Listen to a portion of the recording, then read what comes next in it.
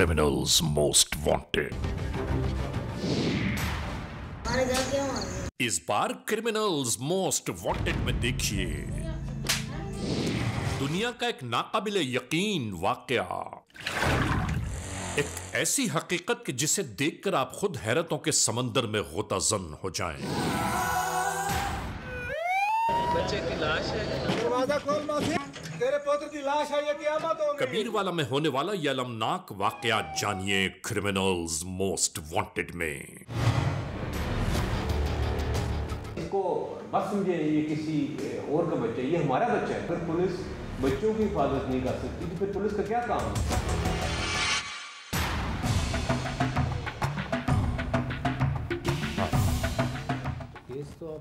तो अब ये तकरीबन डिटेक्ट हो चुका है सारा मामला। सर संदिली की इंतहा है, माँ जैसा अजीम रिश्ता, और ये सब कुछ समझ नहीं आ रहा। देखिए एक बात बता दूं मैं आपको, केस तो डिटेक्ट हो गया, लेकिन इस पूरे केस के दरमियान सबसे अफसोसनाक बात यह है कि ऐसा होना नहीं चाहिए था। ऐसा केस तो ना दुनिया में देखा है ना सुना है, बहुत अफसोस है। जुर्म की तारीख रवश पर दौड़ते हुए मुजरिमों की तलाश में क्रिमिनल्स मोस्ट वांटेड, कानून के निगहबानों और जराइम पेशा अफराद की कशमकश के दरमियान रिकॉर्ड किए हुए प्रोग्राम क्रिमिनल्स मोस्ट वांटेड। नाजरीन, क्रिमिनल्स मोस्ट वांटेड के हर एपिसोड में हम हमेशा यही तो कहते हैं कि हम इंसाफ और कानून की बालादस्ती चाहते हैं और सरकूबी चाहते हैं उन मुल्क दुश्मन अनासर की कि कानून जिनके लिए महज एक मजाक बनकर रह गया है। इंसाफ और कानून की यही सरबुलंदी हमारे इस प्रोग्राम का मरकजी ख्याल है कि जिसका नाम है क्रिमिनल्स मोस्ट वांटेड। तो आइए, हमेशा ही की तरह सबसे पहले हम आप सबको ले जा रहे हैं अपने क्राइम स्टेटमेंट बोर्ड की जानिब कि जहां आप देखते हैं कि इस हफ्ते पूरे मुल्क में सरजद होने वाले जराइम के आदाद शुमार क्या रहे। सिटीजन पुलिस लजान कमेटी यानी CPLC और हमारी यकजा की गई तफसीलात के नाते इस हफ्ते पूरे मुल्क में सरजद होने वाले जराइम के आदाद शुमार।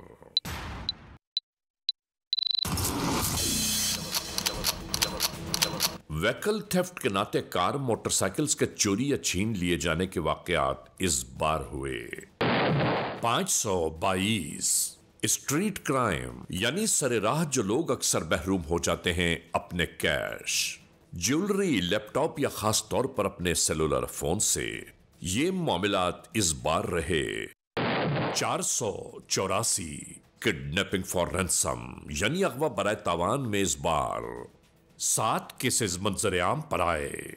चोरी, डिक्वेटी और रॉबरी में लिखे गए जराइम पूरे मुल्क से यकजा किए जाने वाले आदाद शुमार के नाते ये रिपोर्टेड केसेस हैं 3284।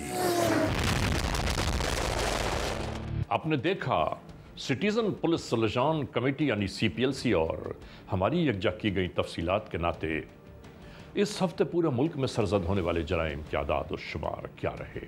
और अब हम आप तमाम दोस्तों को ले जा रहे हैं उस मोड़ की जानिब के जहां आपके लिए हम लेकर आते हैं नई केस फाइल। नाजरीन, क्रिमिनल्स मोस्ट वांटेड के इस एपिसोड में आज हम आपके मरकज़ निगाह ला रहे हैं एक ऐसा वाक़या, जुर्म की एक ऐसी अलमनाक दास्तान कि जिसे देखकर और सुनकर हम खुद हैरानी और परेशानियों का शिकार हो गए कि आखिर आज के इस माशरे में बसने वाले कुछ लोग किस मंजिल तक जा पहुंचे हैं। आप यकीन मानिए कि इस पूरे वक़्वे को जांचने, देखने, परखने के बाद हमारा दिल कई दिनों तक काबू ही में न रहा कि आखिर इस ज़माने का अहवाल मुस्तकबिल में क्या होगा। मैं आपको एक बात बताऊं, माँ जैसी अजीम हस्ती कि जिसको मौत के बाद भी औलाद की चाह तड़पाती ही रहती है, कब्र में भी वो चैन से नहीं बैठ पाती। हम उन माओं को भी जानते हैं कि जिन्होंने नबियों और वलियों को जन्म दिया, लेकिन आज के इस एपिसोड में जो वक़ुआ हम आपके सामने पेश कर रहे हैं, नाजरीन आप यकीन मानिए हमारा दिल खून के आंसू रोता रहा और इस लम्हे भी हमारा दिल शायद काबू ही में ना हो कि आज के इस एपिसोड को आप तक पहुंचाने का हमारा जो मकसद है वो सिर्फ इतना ही है कि हम अपने पूरी दुनिया के नाजरीन को दिखाना ये चाहते हैं, ये आगाह करना चाहते हैं कि इस ज़माने में कुछ लोग ज़िंदगी की किस नहज तक जा पहुँचे हैं। ज़रा अंदाज़ा तो कीजिए। आज का ये एपिसोड हमने खानेवाल के इलाके कबीरवाला में रिकॉर्ड किया। शुरू करते हैं आज के जुर्म की दास्तान। नाजरीन, क्रिमिनल्स मोस्ट वांटेड के इस एपिसोड में आज हम आपको आगाह कर रहे हैं एक ऐसे वक़ूए की बाबत के जिसे देखकर और सुनकर आप खुद हैरतों के समंदर में गोताज़न हो जाएं। हम तो ये कहते हैं कि इस दुनिया का एक नाकाबिले यकीन वाक़या, एक ऐसी सच्चाई कि जो इसी मुआशरे में आश्कार हुई।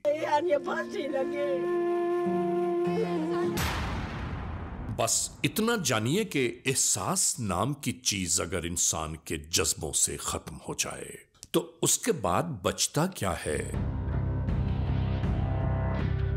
बस यही मरकजी ख्याल इस पूरे एपिसोड का है कि नहीं मालूम जज्बे क्यों गहना गए, मोहब्बतें क्यों मांद पड़ती चली जा रही हैं।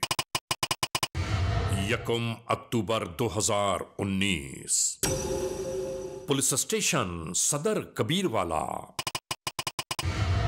FIR नंबर 378/2019, E-टैग 1582, ताज़ीरात पाकिस्तान बजुर्म ज़ेरे दफा 363, 302 और 34 के तहत ये तहरीर रकम की गई।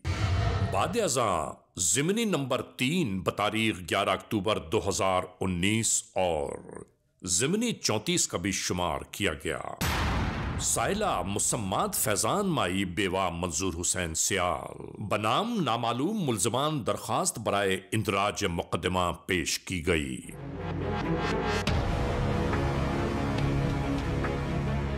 याद रहे कि यह जिला खानेवाल की तहसील कबीरवाला है।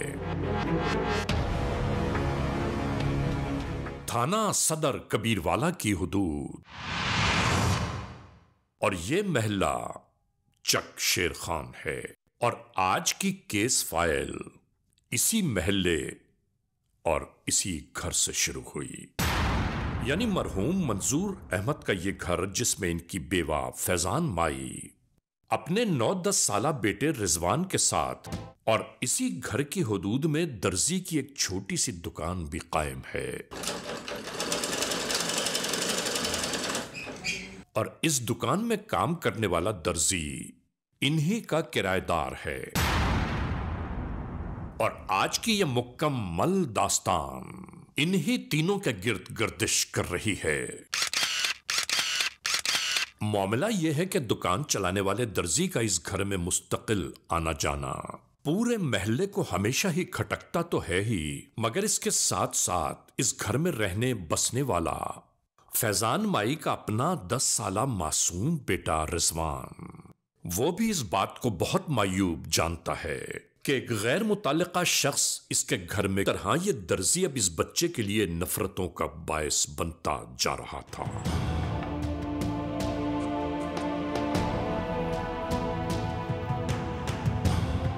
याद रखने की बात है कि कमसिनी या बड़ों के खौफ से अगर छोटे बच्चे कुछ नहीं बोलते तो हमें यह कभी नहीं समझना चाहिए कि वो कुछ भी नहीं जानते।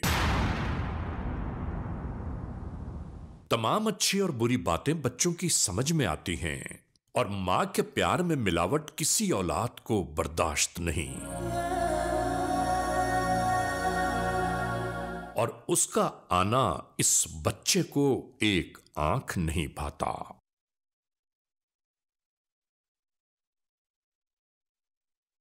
हमारे घर क्यों आ गए? छोटी सी उम्र होने के बावजूद ही अपनी वालिदा से यह कहता रहता है कि किराएदार को मना करो, वो बार बार हमारे घर ना आया करे।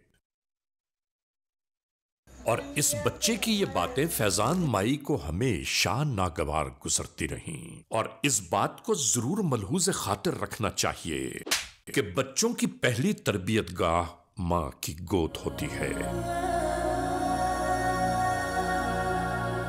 जहां से वो शऊर की पहली मंजिल पर कदम रखता है। और ये कदम अगर पहली मंजिल ही पर डगमगा जाए तो उसका मुस्तकबिल क्या होगा। और यही सब इस मासूम बच्चे के साथ दरपेश था। मगर इन दोनों पर इसका कहीं कोई असर न हुआ। और इसी दरमियान 9-10 साला मोहम्मद रिजवान कम उम्री के बावजूद साफ साफ लफ्जों में कहने लगा, इस आदमी से कह दो कि हमारे घर ना आया करे। नफरतों की ये छोटी छोटी चिंगारियां आखिरकार भड़कते हुए अलाव की सूरत इख्तियार करने लगीं।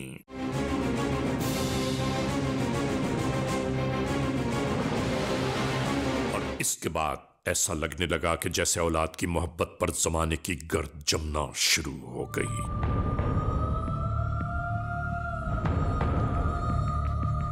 इसीलिए कहते हैं कि गर्दिशे दौरान नहीं मालूम किसे किस राह तक पहुंचा दे।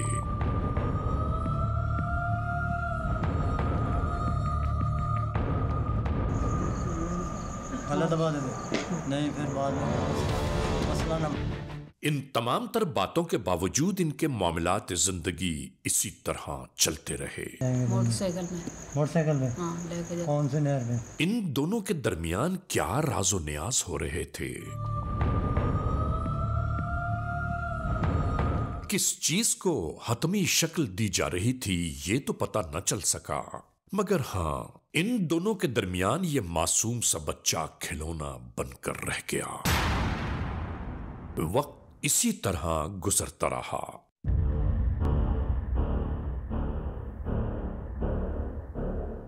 और एक दिन फैजान माई इसी तरह अपने मासूम से बच्चे को कहने लगी, नहीं मालूम तुम कौन कौन सी उलझनों में पड़े रहते हो, चलो मैं तुम्हें घुमा फिरा कर लाती हूं। और वो इसी तरह चल दिया।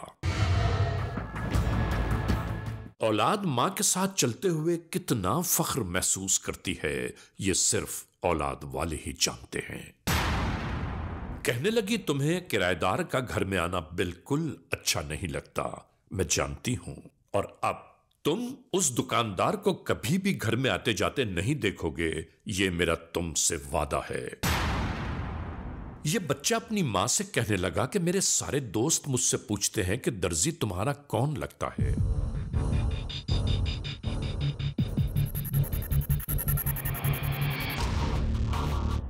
फैजान बीबी इन तमाम बातों को गौर से सुनती रही मगर कुछ न बोली।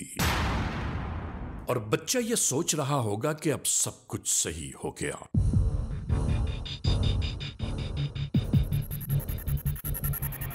इस मकाम पर आने के बाद जैसे ही बच्चे की निगाहें इस जानिब उठी,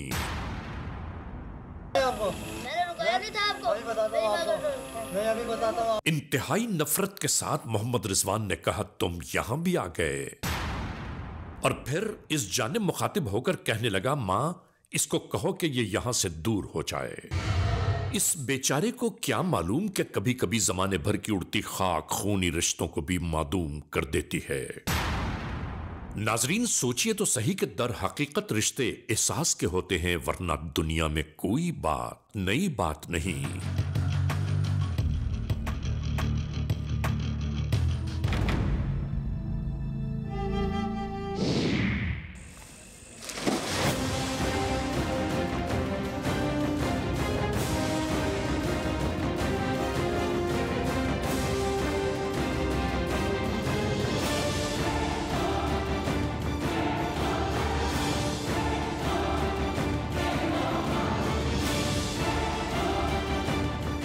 और इसके बाद इस कदर पाको पाकीज़ा मां जैसे मुकद्दस रिश्ते ने रिश्तों की पामाली की एक नई तारीख रकम कर दी।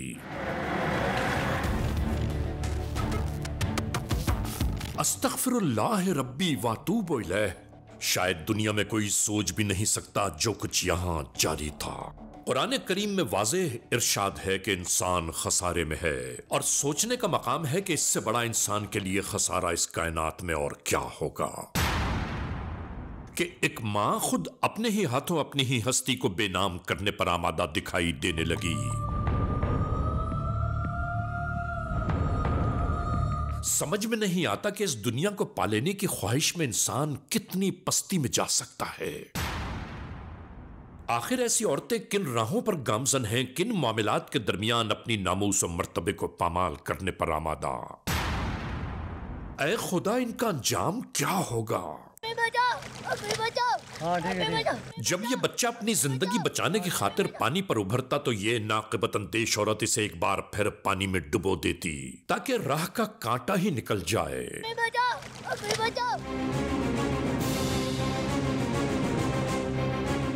और ये तमाशा उस वक्त तक होता रहा जब तक उस मासूम की आती जाती सांसें थम न गईं।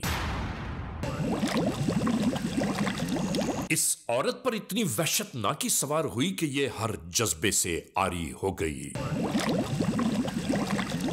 इसने एक बार भी न सोचा कि पानी में डूबते डूबते कितनी बार इसने मां कहकर आवाज दी होगी। इसने यकीनन ये कहा होगा कि मां मुझे बचा लो, मुझे डर लग रहा है। इस बच्चे की बुलंद होती आवाजें आहिस्ता आहिस्ता मध्यम होती चली गई।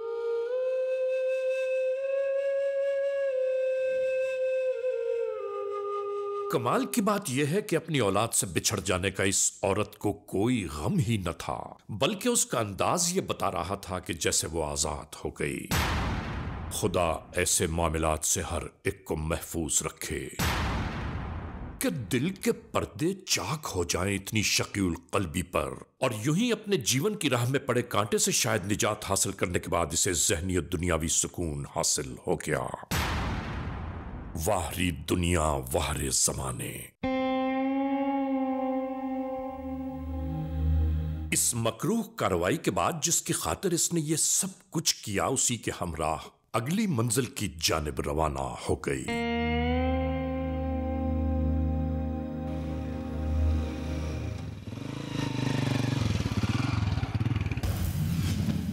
Criminals most wanted.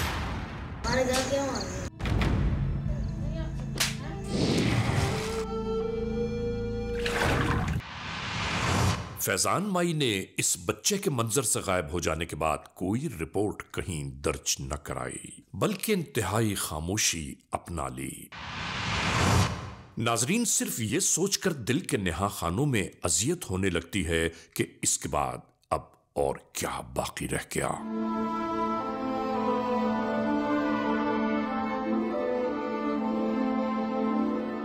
नहीं मालूम इसके बाद कितना वक्त बीत गया।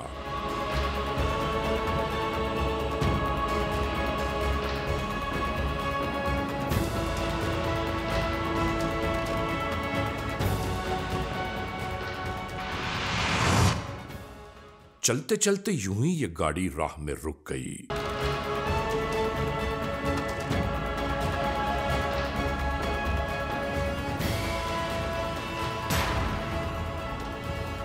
सफर करने वाले इस गाड़ी को मुख्तलिफ तरीकों से चेक करते रहे। इसके बाद इस नतीजे पर पहुंचे कि इंजन के गर्म हो जाने के नाते ये कार चलते चलते बंद हो गई है।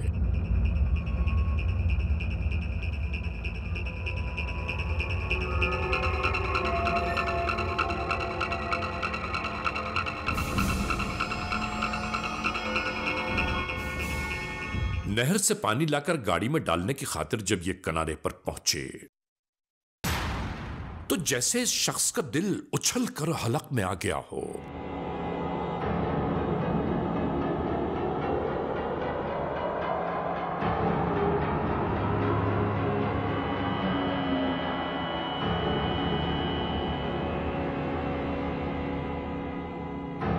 ये दोनों बहुत गौर से देखते रहे कि आखिर ये क्या है, और इसके बाद इन्हें इस बात का यकीन हो चुका था कि इस पानी में इनके सामने लाश मौजूद है।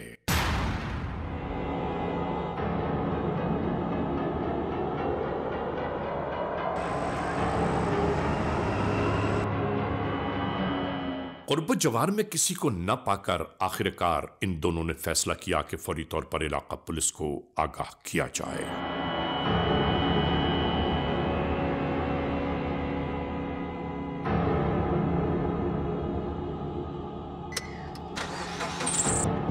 पुलिस कंट्रोल पर मौसूल होने वाले टेलीफोन कॉल के बाद फौरी तौर पर मददगार 15 के एहलकार इसी जानिब आते दिखाई दिए और पर कानूनी कार्रवाइयों का आगाज कर दिया।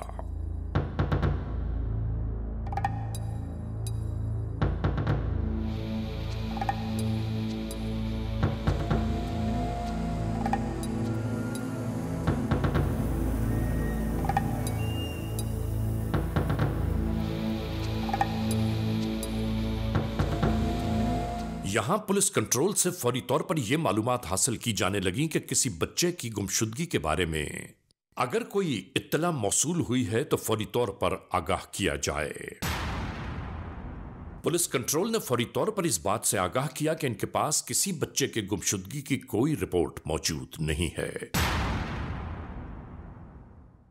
और इसके बाद तमाम कानून के एहलकारों की आमद इसी जानिब हो रही थी।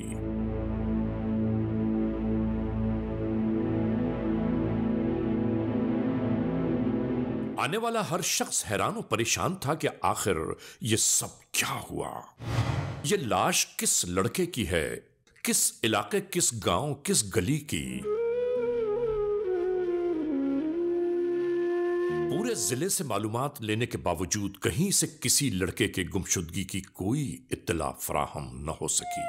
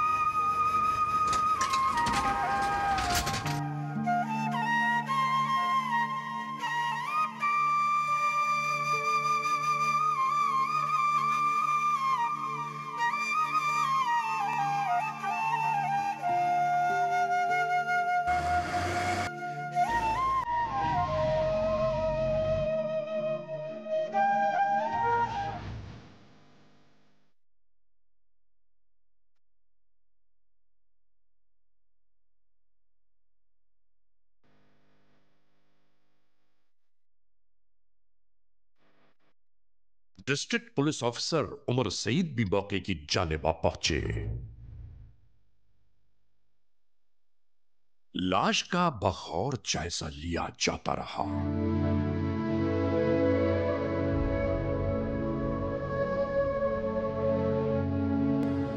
और यहां मौजूद अफराद में से एक शख्स ने इस लाश को देखते हुए बावाज़ बुलंद बताना शुरू किया कि यह तो मंजूर अहमद का बेटा है, फैजान माई का बच्चा।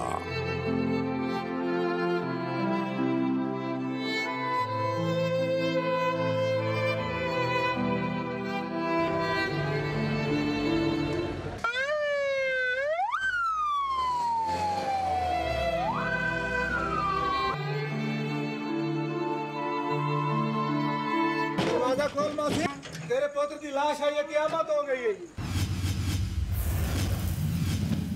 Criminals most wanted. नाजरीन, यहां हम ये जरूर कहना चाहते हैं कि खून नाहक कभी नहीं छुपता।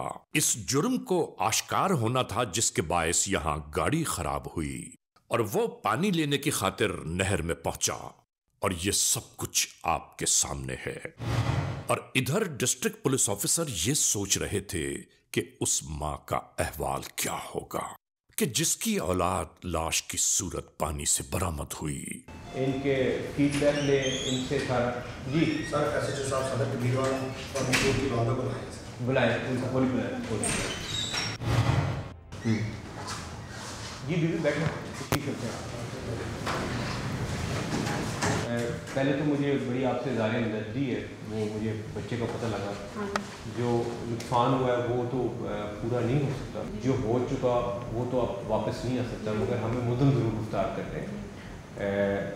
मैं समझ सकता हूँ कि आप किस तकलीफ़ से गुजर रही हैं, तो आप उस पर आमिर लेकिन जूस है तो हम आप मैं तो डिस्ट्रिक्ट पुलिस ऑफिसर, मैं इसका तफ्तीशी हूँ, मैं कंप्लेंट हूँ, ये मेरा ज़ाती केस है। क्योंकि हम ये समझ सकते हैं कि जब एक वालदा के बच्चे की लाश मिले तो उसकी क्या तकलीफ है। मुझे इन्होंने बताया कि आप बड़ी इस्तराब में हैं, तो ये बड़ी एक नेचुरल सी बात है। आपका इवन जो पुलिस के खिलाफ गुस्सा है वो भी मैं समझता हूँ, वो भी आपका एक कुदरती अमल है कि वो क्यों नहीं अभी तक हुआ। शौकत बताओ उसमें क्या प्रोग्रेस है केस में?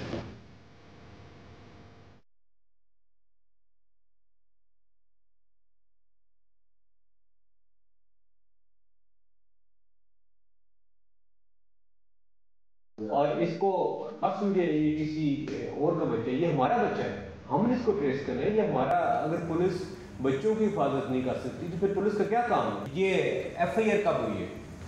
9 तारीख। और बीवी बच्चा कब गुम हुआ था? 10 दिन।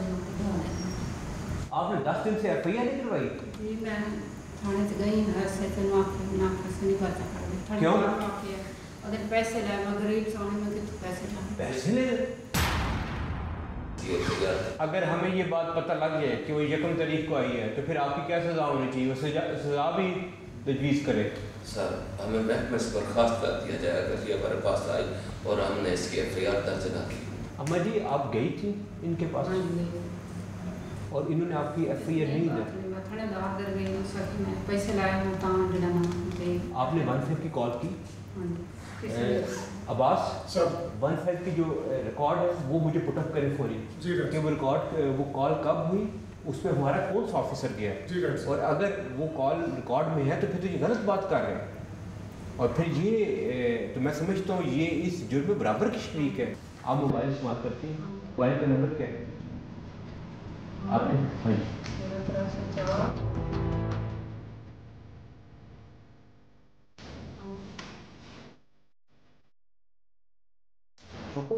वो चीज़ें आप ये बता रहे हैं। आपका शुक्रिया, अल्लाह ताला आपको सब्र दे, बड़ी मेहरबानी आपकी तशरीफ लाए।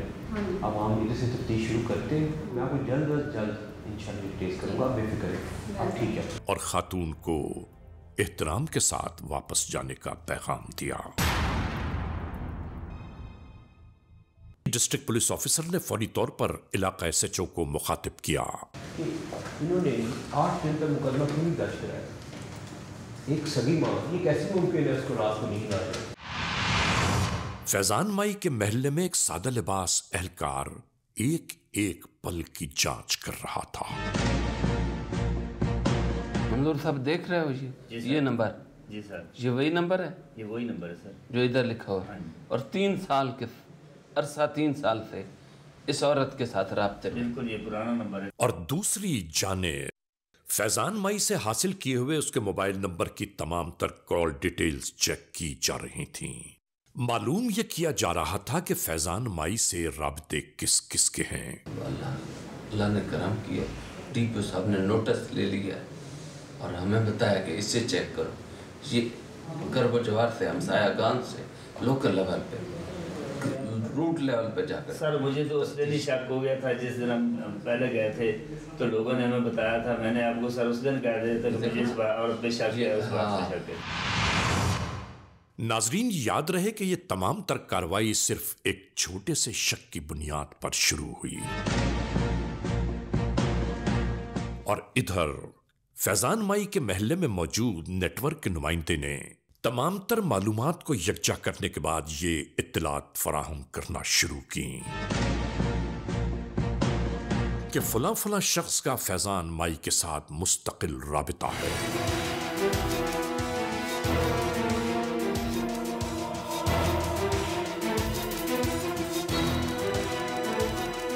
मिलने वाली इत्तलात के फौरन बाद इलाका पुलिस के एहलकार इसी घर की जानिब पहुंचे।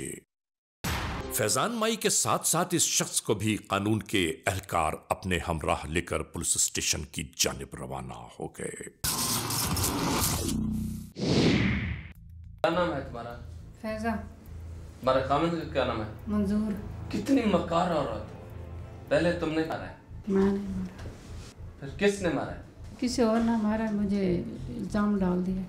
ओ बीबी सच सच बता दो, ये तुम्हारा ड्रामा खत्म हो चुका है अब। मैंने मारा, वजीर ने मारा। तुम्हें पता था कि वजीर ने मारा है? हाँ जी। तो फिर बताया क्यों नहीं हमें? मैं डर गई थी तो बता। क्या डर था? तुम्हारा बेटा नहीं था? मैं डर गई थी, उसने कहा मैं तुझे मार दूंगा। नहर पे कौन लेके गया था? मैं लेके गई थी। क्यों लेके गई थी? वजीर पीछे गया था, मैं धक्का दे गई नहर। आपने धक्का दिया, उसने आपके साथ मिलकर दिया? मिलके दिया, धक्का दे दिया। मिलकर दिया? हाँ जी। वाह क्या बात है बीबी, तुम तो जानवरों से भी बदतर। ऐसा तो जानवर भी नहीं करते, इंसान तो बड़े दूर की बात है। नाजरीन, दौरान तफ्तीश जो बातें मंजर-ए-आम पर आईं, हम खुद उन्हें सुनकर हैरान और परेशान रह गए कि एक माँ ने अपने ही हाथों अपनी ही दुनिया उजाड़ ली। हैरान कुन मकाम है। माँ के कदमों तले जन्नत है, माँ का बड़ा रुतबा है, और तुम वो बदबख्त माँ हो जिसने अपने ही बेटे को नहर में धक्का देकर उसका नाहक कत्ल किया। बीबी क्या वजह थी, क्यों मारा अपने बच्चे को? वो घर में आया था वजीर। कौन आया था घर में? वजीर बैठा था, उसने देखा है। इंतहाई। ले जाओ इसको, ले जाओ इसको, ले जाओ। ये जो तुम्हारी शक्ल है ना, ये तुम्हारी शक्ल तुम्हारे अमाल की वजह से। हाँ जी। क्या नाम है तुम्हारा? असलम जी। काम क्या करते हो? दर्जी जी। उसके घर के अंदर जो दुकान है दर्जी की, वो तेरी है? हाँ जी। और ये वही किराएदार है, वही दर्जी जिसके बारे में इसका 9-10 साला मासूम सा बच्चा मुस्तकिल ये कहता रहा कि ये हमारे घर में क्यों आता है, इसे निकाल दो। और इन्होंने प्लान करके उस मासूम बच्चे को ही इस दुनिया से निकाल दिया। अस्तगफिरुल्लाह रब्बी वातूबु इलैह कि हमारी आंखों ने कभी ऐसा मंजर नहीं देखा। इसके शौहर ने तुझे किराए पर दी थी जब वो जिंदा था? हाँ जी। तेरे तल्लुकात कब से कहना? एक बात बता दूं, सच सच बताना है, वरना तेरा मैं बहुत बुरा आशा है जी। 2-3 साल तो। तुम दोनों ने ड्रामा क्यों बनाया था? ड्रामा उन्हें बनाया जी बस था कि हम बस भजनी ऐदे जिवें हुंदा जी। और दुआ है कि परवरदिगार आलम दुनिया में किसी को ऐसे मंजर से कभी आशना न करे। अब तुम्हें सजाए मौत होगी। पहले कत्ल में तुम बच गए, वो पाउडर का बहाना हो गया, ये कत्ल सामने आ गया और आज तुम कानून की गिरफ्त में। अपनी हवस की खातिर आपने एक नन्हे से बच्चे को मार दिया। तो इस दुनिया के लिए इबरत का निशान हो। ये एक नहायत ही दिल खराश वाक़या है जो कि कम से कम मेरी सर्विस में मैंने पहली दफ़ा ये देखा और सुना कि एक माँ जो बच्चे को जन्म जिसने दिया उसी ने अपने हाथों से कत्ल कर दिया। क्या ये माशरे के लिए एक लम्हा फ़िक्रिया नहीं कि हमारा माशरा अपनी अखलाकी इक़दार से किस तरह गिर गया? दुनिया हासिल करने के लिए अपनी नस्ल ही ख़त्म कर दी। अस्तगफुरुल्लाह। सर, इस तफ्तीश में इस औरत ने कितनी झूठ और फरेब की बातें की हैं? सर, अपना कुछ कहने को बाकी है ना सुनने को बाकी है। अस्तगफुरुल्लाह। अल्लाह अकबर। नाजरीन, क्रिमिनल्स मोस्ट वांटेड के इस एपिसोड में आपने देखा आज के जुर्म की दास्तान का मुकम्मल अहवाल।